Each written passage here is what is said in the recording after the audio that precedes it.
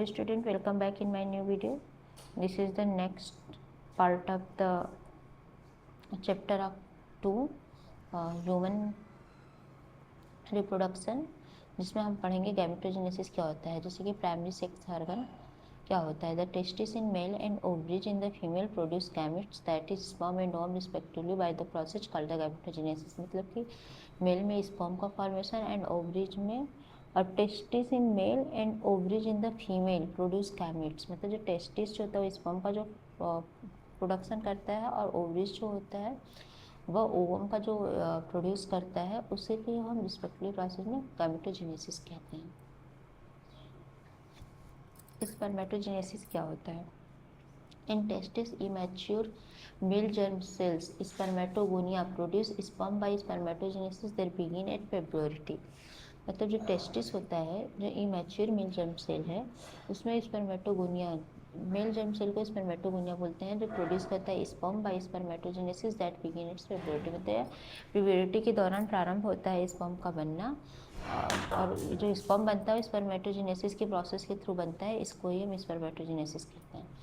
Order of spermatogenesis मतलब कि कैसे एक स्पर्म बनता है, उसको हम यहाँ पे दिखाना है. जैसे कि स्पर्मेटोगोनिया है, उसमें मेटोटिक डिवीजन हुआ, प्राइमरी स्पर्मेटोसाइट्स बना जो कि डिप्लॉयड सेल का था, फिर उसमें मियोसिस फर्स्ट का डिवीजन हुआ जिसमें सेकेंडरी स्पर्मेटोसाइट्स बनाया, फिर उसमें मियोसिस का डिवीजन हुआ तो उसने स्पर्मेटिड बनाया, फिर स्पर्मेटिड जो था वो डिफ्रेंशिएट हुआ और स्पर्मेटोजोआ को बनाया, जिसको हम स्पर्म भी कहते हैं.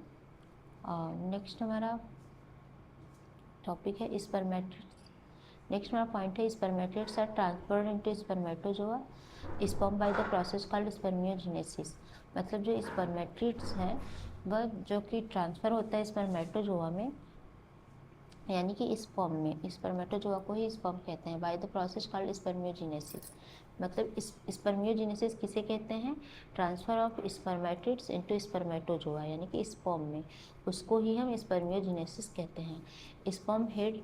नेक्स्ट पॉइंट हमारा sperm head become embedded in Sertoli cell and finally released from seminiferous tubules by the process called the spermiation. मतलब जो हमारा स्पर्म यहाँ से एंट्री किया, मतलब जब तक वो यहाँ पे था और सेरोटोनी सेल को टच नहीं कर रहा था, तब तक मतलब जैसे सेकेंडरी स्पर्मेटोसाइट्स है, प्राइमरी स्पर्मेटोसाइट्स है, सर्टोली सेल्स है ना.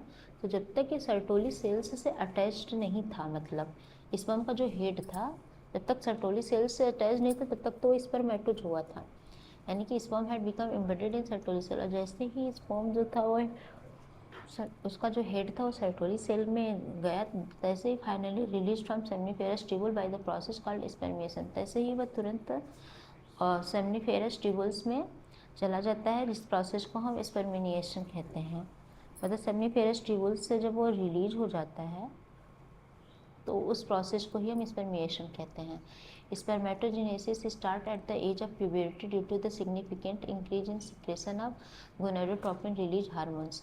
मतलब जो स्पर्मेटोजेनेसिस है वह प्यूबर्टी के एज में स्टार्ट होता है, जिसके कारण significant increase in secretion of gonadotropin releasing hormone. और यह गोनाडोट्रोपिन जो रिलीजिंग हार्मोन होता है उसी के इंक्रीज होने के कारण जो होता है स्पर्मेटोजेनेसिस प्रोसेस स्टार्ट होता है. यानी कि स्पर्म का फॉर्मेशन जो होता है वो स्टार्ट होता है. जैसे हम यहाँ पे डायग्राम देख सकते हैं कि ये हमारा स्पर्मेटोजोआ है और ये हमारा स्पर्मेटिड्स है. मतलब जैसे वो सर्टोली सेल से अटैच्ड हो स्पर्मेटिड्स कहेगा.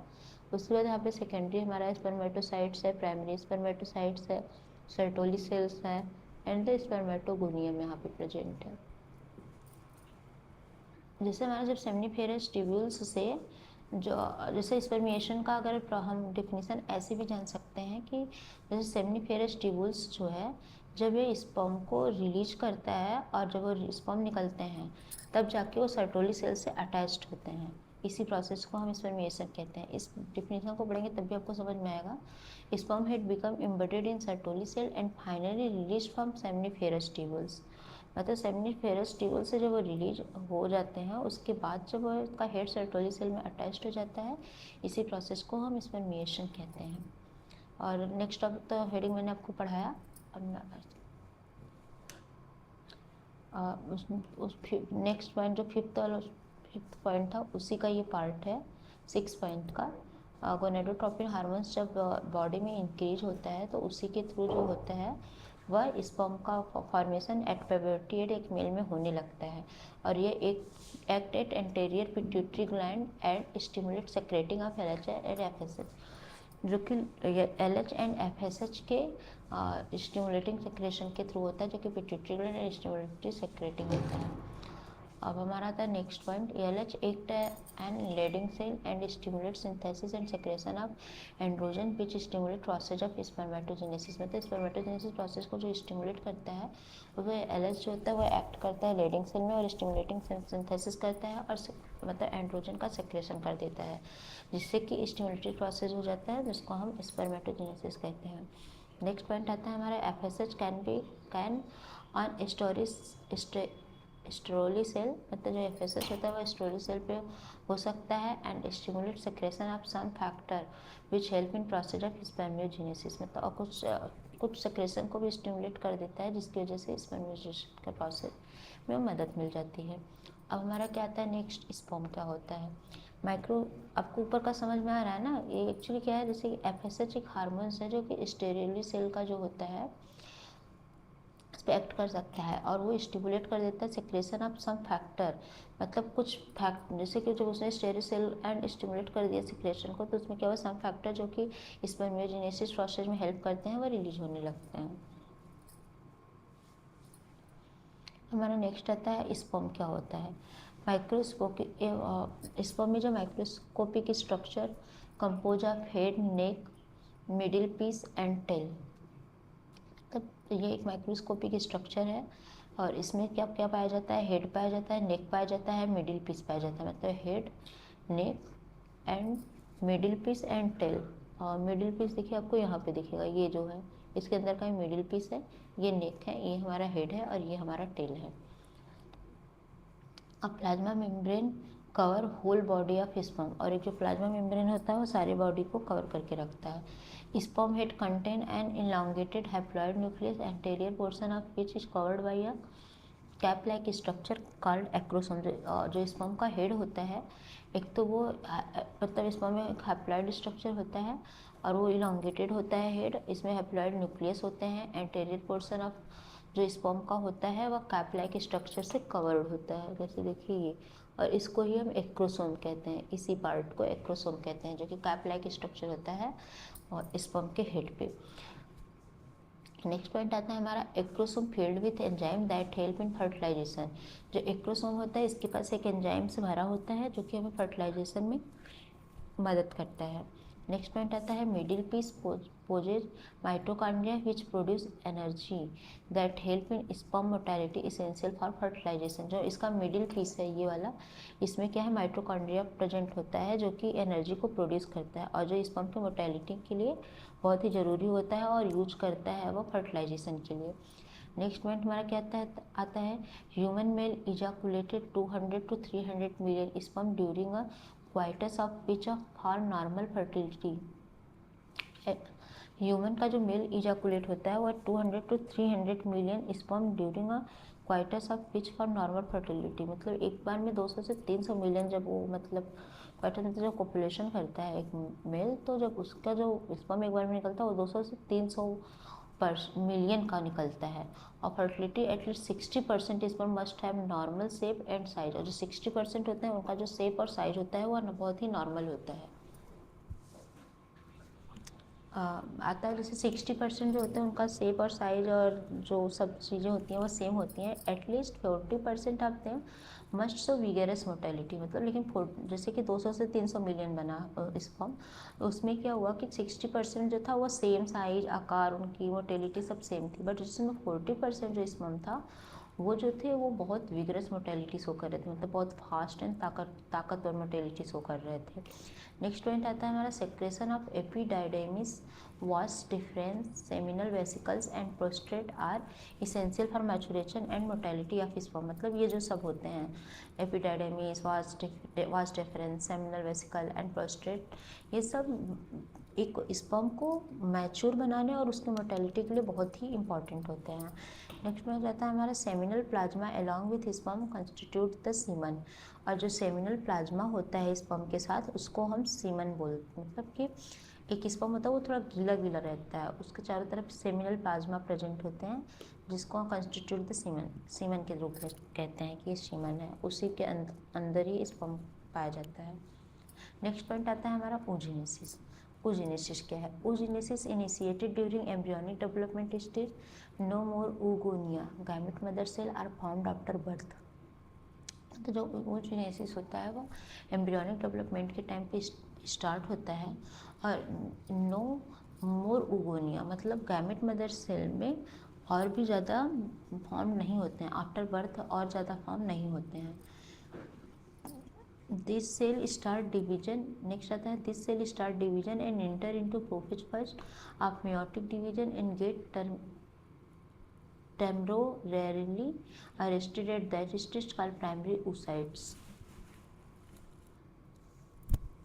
and this cell start and enter into the prophase first मतलब कि जब ये सेल डिवीजन के लिए स्टार्ट होते हैं और जैसे ही वो प्रोफेज फर्स्ट में पहुंचते हैं मेयोटिक के, तो वहाँ ये कुछ टाइम के लिए अरेस्ट हो जाते हैं, मतलब रुक जाते हैं। इसको ही हम प्राइमरी oocytes कहते हैं। जैसे कि हमारा फर्स्ट क्या था कि oogenesis initiated during embryonic development, मतलब एम्ब्रियोनिक डेवलपमेंट के ही टाइम पे oogenesis बनना स्टार्ट हो जाता है, न कि बर्थ के बाद होता है। ठीक है। सेकेंड हमारा क्या हुआ कि जब ये सेल डिवाइड हुआ, मेयोटिक के प्रोफेज फर्स्ट में पहुंचा, एंटर किया, तो वहाँ पे ही ये अरेस्ट हो गया, मतलब थोड़े टाइम के लिए रुक गया, तो इसको हमने प्राइमरी oocytes किया। This cell surrounded by more layer of granulosa and a new theca. जो ये सेल्स थे वो ग्रेनुलोज लेयर के द्वारा मतलब सराउंडेड थे। At puberty only 60 to 80,000 primary follicle left in each ovary. मतलब एट प्यूबर्टी मतलब जब हमारा जो प्यूबर्टी मतलब होता है जो एज होता है एक, जहाँ पे हमें एक मैच्योरिटी का एज आता है जब प्यूबर्टी का, उस टाइम पे 60 to 80,000 primary follicle left in each ovary, मतलब कि 60 से 80,000 तक के जो प्राइमरी फॉलिकल्स होते हैं वो प्रत्येक ओवरी में मतलब पड़े रहते हैं। और प्यूबर्टी को हिंदी में यौवन कहते हैं। यही थोड़ा सा पढ़ाने में प्रॉब्लम होता है कि ये रिप्रोडक्टिव जो पार्ट होते हैं इसका हिंदी बहुत अजीब होता है, इसीलिए मैं थोड़ा कम बोल पा रही हूँ। जैसे प्यूबर्टी को यौवन बोलते हैं, जो कि जो 60 से 80,000 होते हैं, उस 60 से 80,000 फॉलिकल ईच ओवरी में बचे होते हैं। नेक्स्ट पॉइंट आता है हमारा the primary follicle get surrounded by more layer of granulosa and a new theca and are called the secondary follicle. मतलब जो प्राइमरी फॉलिकल होता है बहुत सारे लेयर्स ग्रेनुलोज की लेयर से सराउंडेड होते हैं और नए थीका को फॉर्म करते हैं। अनिथीका ग्रेनुलोज एंड अनिथीका मतलब कि जो जैसे कि प्राइमरी फॉलिकल्स हुआ, जैसे कि ये हमारा प्राइमरी फॉलिकल्स हुआ, हम आपको इस डायग्राम में समझाते हैं। फॉलिकल्स है एंट्रम ग्राफियन फॉलिकल्स है, प्राइमरी फॉलिकल्स है। इसमें जैसे कि सेकेंडरी फॉलिकल हम उसको बोलेंगे, जैसे यहाँ पे एक ये फॉलिकल है, अब ये ऊपर से बहुत सारे ग्रेनुलोज लेयर और न्यू थीका से जब सराउंड हो जाता है तो इसी को हम सेकेंडरी फॉलिकल्स कहते हैं। Secondary follicle soon transfer into the tertiary follicle which are characterized by a fluid cavity called the antrum. और जो सेकेंडरी फॉलिकल होता है वो बहुत ही जल्दी मतलब एक फ्लूइड कैविटी बना लेता है, जैसे कि जिसमें फ्लूइड आके भर जाता है और उसको ही हम एंट्रम कहते हैं। तो आप इसको इस तरीके से समझ सकते हैं, जो सेकेंडरी फॉलिकल होता है बहुत जल्दी ट्रांसफर हो जाता है, मतलब जब एक फ्लूइड लाइक कैविटी फॉर्म हो जाता है सेकेंडरी फॉलिकल में, तो हम उसको टर्शियरी फॉलिकल कह देते हैं, जिसको हम एंट्रम कहते हैं।